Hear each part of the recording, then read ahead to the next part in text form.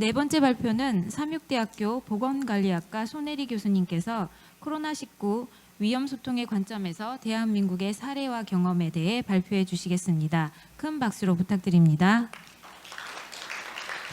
예, 안녕하세요. 방금 소개받은 손혜리입니다. 혹시 오늘 며칠인지 아세요?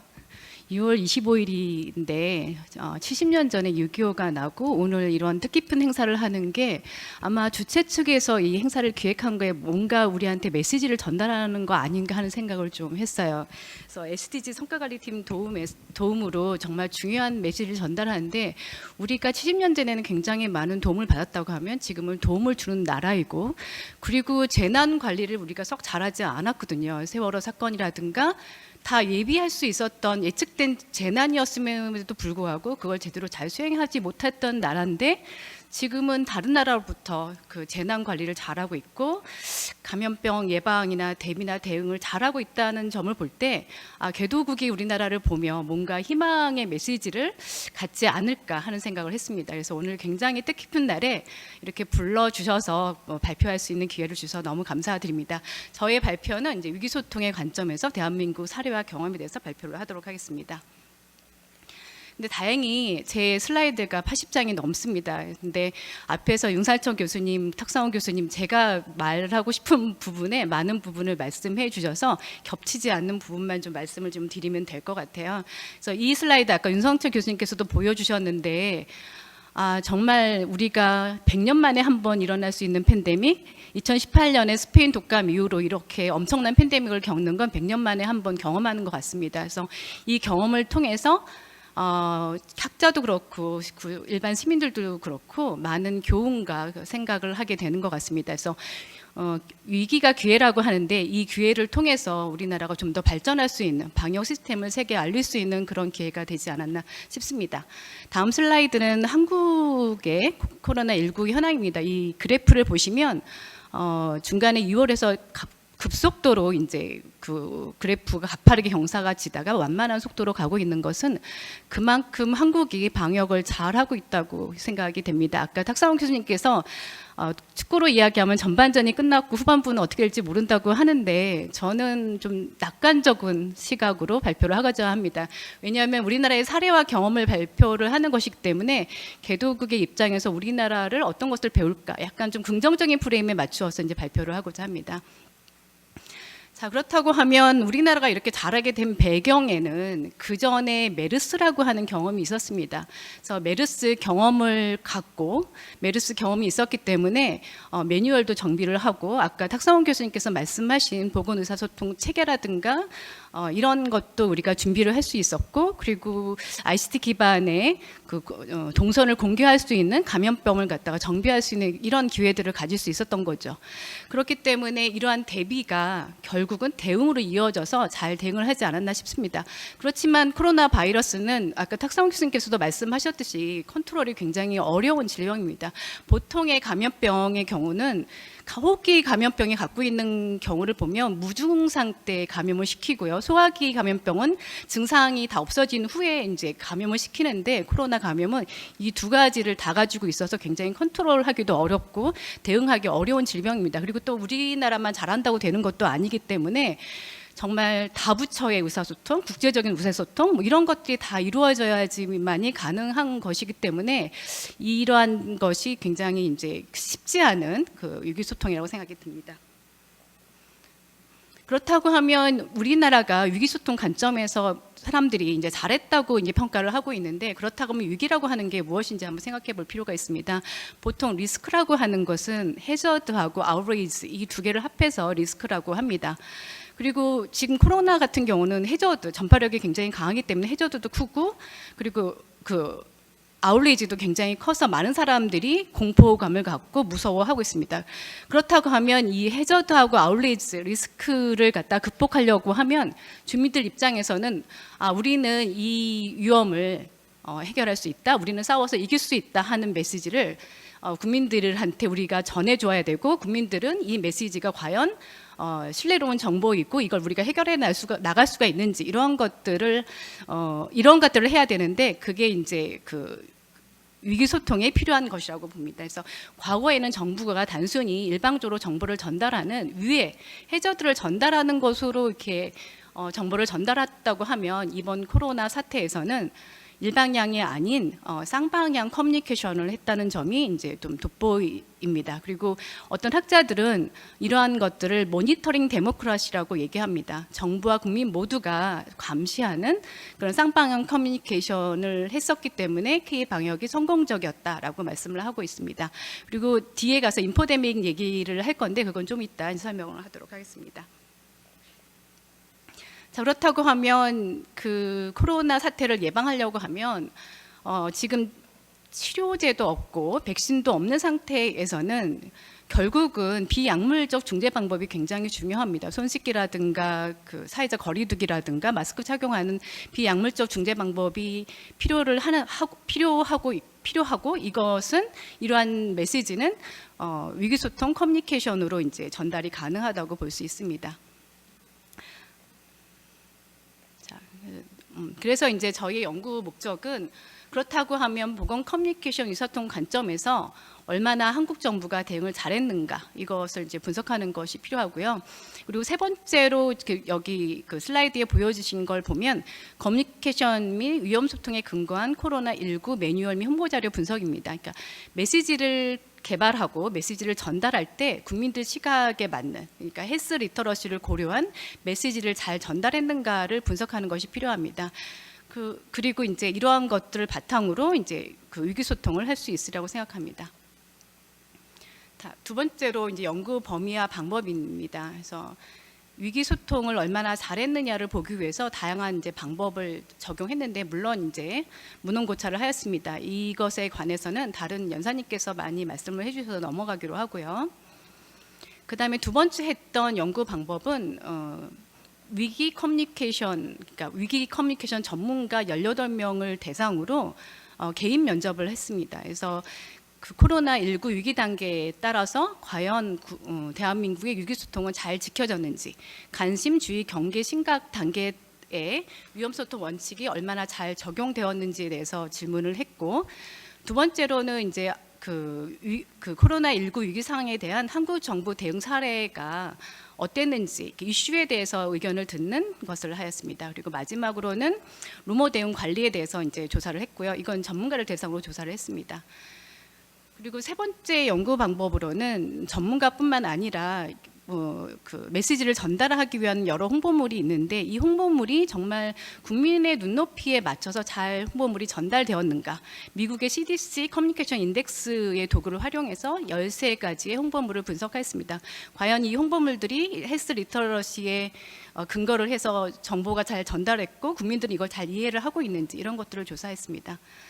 그 다음에 이제 그리고 이러한 조사를 위해서 일반인, 의료인, FGI를 했고요. 마지막으로 양적 조사로 전국 대학생 온라인 설문조사를 하였습니다. 지금 보시는 바와 같이 5가지 연구 방법을 했기 때문에 연구 결과도 엄청나게 방대할 수밖에 없습니다. 근데 다행히도 앞에서 많은 연자님께서 저랑 겹치는 부분을 많이 말씀해 주셨기 때문에 저는 겹치지 않은 부분을 초점으로 발표를 하도록 하겠습니다.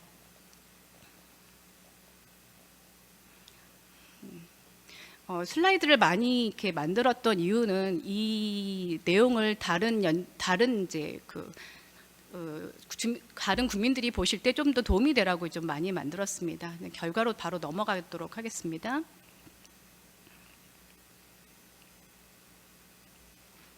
자, 연구 수행 체계 한 달간의 연구였기 때문에 아주 급박하게 돌아갔고요. 7명의 연구원이 한 달 동안 엄청난 고생을 해주셨습니다. 그럼 연구 결과에 대해서 발표를 하도록 하겠습니다. 연구 결과 우리나라의 감염병 위기소통 체계는 탁사원 교수님께서 잘 말씀을 해주셔서 PPT로 가름을 하도록 하겠습니다.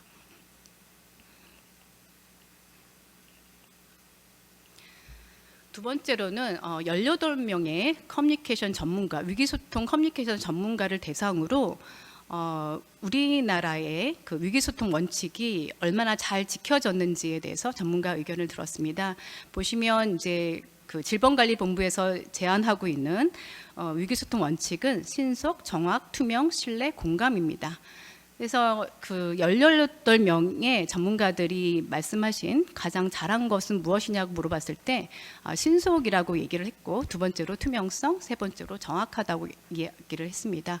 그래서 매일 질본 브리핑을 한다든지 확진자 동선 공개라든지 정부 지자체 홈페이지 현황 정보, 문자 알림 서비스를 신속하게 정보를 제공했고, 그리고 투명하고 정확하게 제공을 했기 때문에 마지막으로는 신뢰와 공감이 구축이 될 수 있을 것으로 생각이 됩니다. 그렇지만 잘 지켜지지 못하는 소통 원칙으로는 대부분의 전문가들이 공감이라고 이야기를 하고 있습니다. 뒤에서 이제 왜 공감이 잘 지켜지지 못한 위험 소통 원칙인지는 뒤에서 좀 발표를 하도록 하겠습니다. 그리고 이제 위기 단계에 따른 위기 소통 원칙에서 보시면 관심과 주의 단계에서는 신속과 정확을 가장 우선순위로 해야지만이 공포와 혼란을 방지할 수 있다고 의견을 개진했습니다. 그리고 세 번째, 경계 단계에서는 투명성이 가장 중요하다고 응답을 하고 있는데, 국민의 관심도 이때는 증가되고 있고 다양한 정보가 혼재되어 있기 때문에 투명하게 정보를 공개하는 것이 가장 중요하다고 이야기를 하고 있습니다. 그래서 마지막 심각 단계는 아무래도 감염병이 오래 지속되다 보니까 그 감염병을 이해하는 그런 것도 필요하고, 감염병의 낙인이나 차별 발생에 대한 공감도 필요하고, 국민들이 오랫동안 코로나 감염으로 인해서 피로감이 있기 때문에 국민들을 이해하는 측면, 이런 것들이 필요한데 그런 것들이 제대로 좀 잘 못 지켜졌다는 그런 의견을 보이고 있습니다.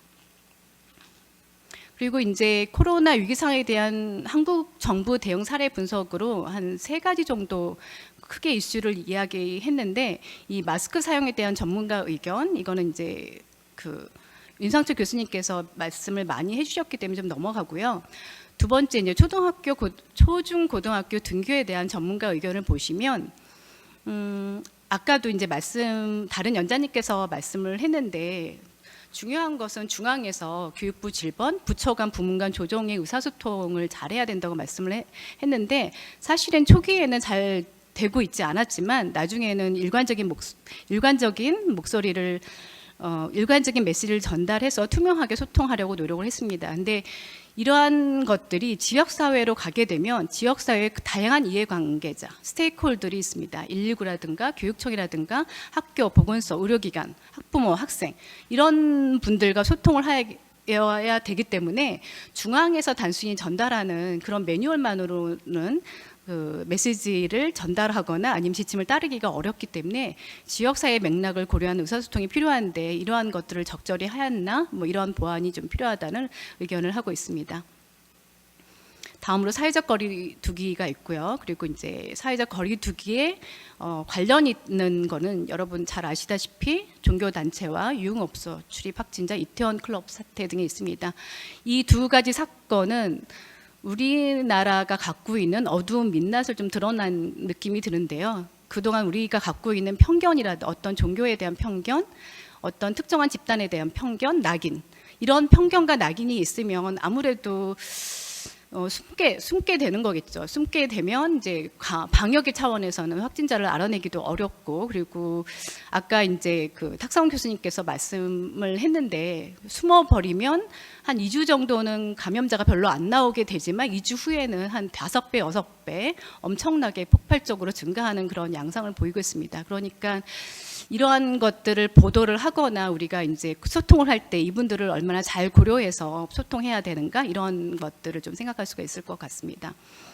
그리고 이제 루머 대응 및 관리는 정말 한국 정부가 나름대로 잘했다고 생각이 되는데, 왜냐하면 국민들의 입장에서는 코로나가 뭔지 모르기 때문에 이게 도대체 뭐지? 어떻게 우리가 해결해야 되지?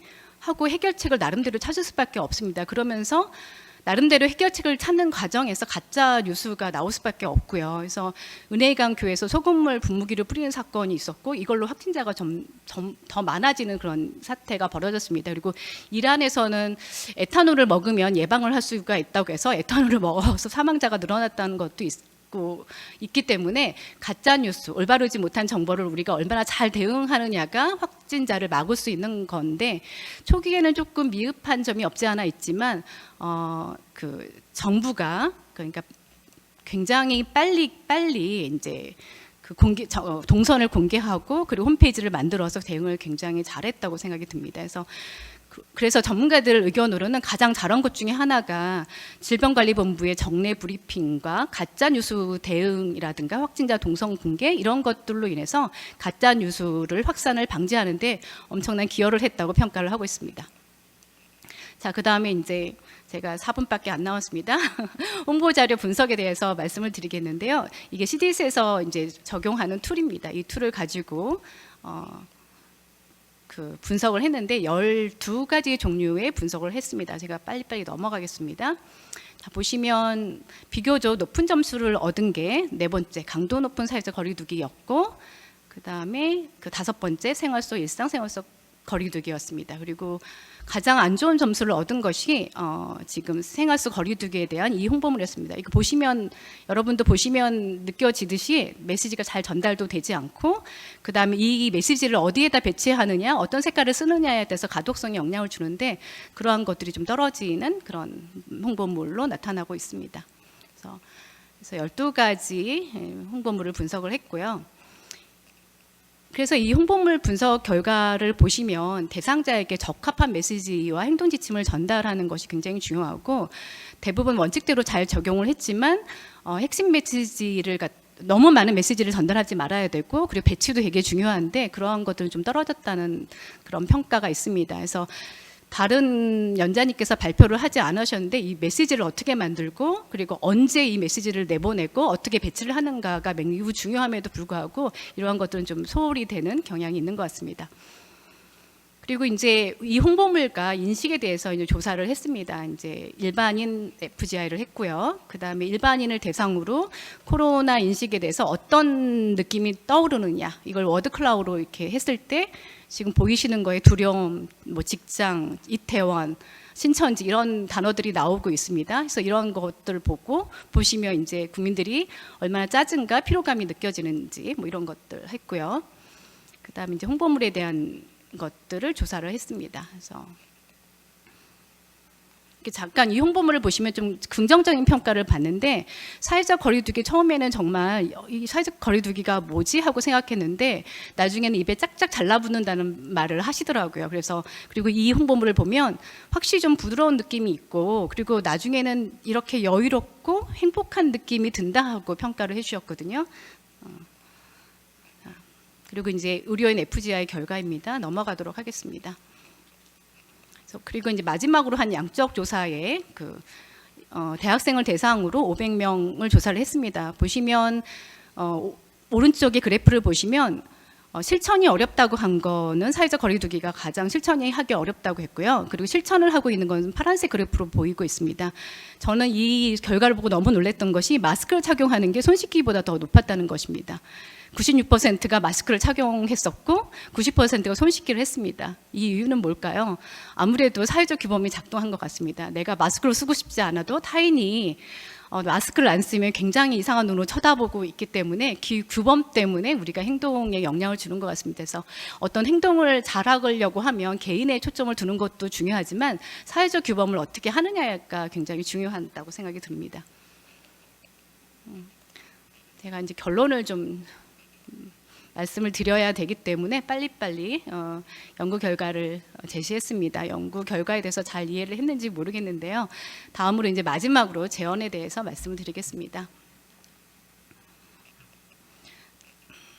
자, 보시면 많은 연자님께서 사회적 거리두기, 직장 거리두기, 휴교, 격리 이런 말씀을 많이 하셨는데 이와 관련된 연구가 정말 많이 있습니다. 그러니까 싱가포르의 연구를 보면 이런 것을 우리가 적용했을 때 비약물적 중재 방법을 했을 때 99.3%까지 감소시킬 수 있다는 연구가 있고요. 그래서 우리나라에서도 그 연구가 있었는데 국립암센터에서 사회적 거리두기를 멈출 경우 30일 뒤에 확진자가 5,000명으로 증가할 수 있다고 예측을 하고 있습니다. 이것은 이제 어떤 상황이냐 어느 지역이냐에 따라서 예측이 달라질 수 있겠죠. 이 모델링과 관련된 여러 연구들이 있는데 어쨌든 현 시점에서는 사회적 거리두기 그리고 손 씻기, 마스크 쓰기 이러한 비약물적 방법만이 이러한 코로나 위기 사태를 극복할 수 있다고 생각이 됩니다. 근데 그거의 주요한 방법은 위험 소통, 메시지를 잘 전달하는 것이라고 생각이 됩니다. 그렇기 때문에 이 메시지를 잘 전달하는 방법에 대해서 좀 고민을 해야 될 텐데요. 정말 이게 반년 정도 되니까 이 메시지는 이제 알겠는데 이걸 계속 실천하려고 하니까 너무 피로감이 있습니다.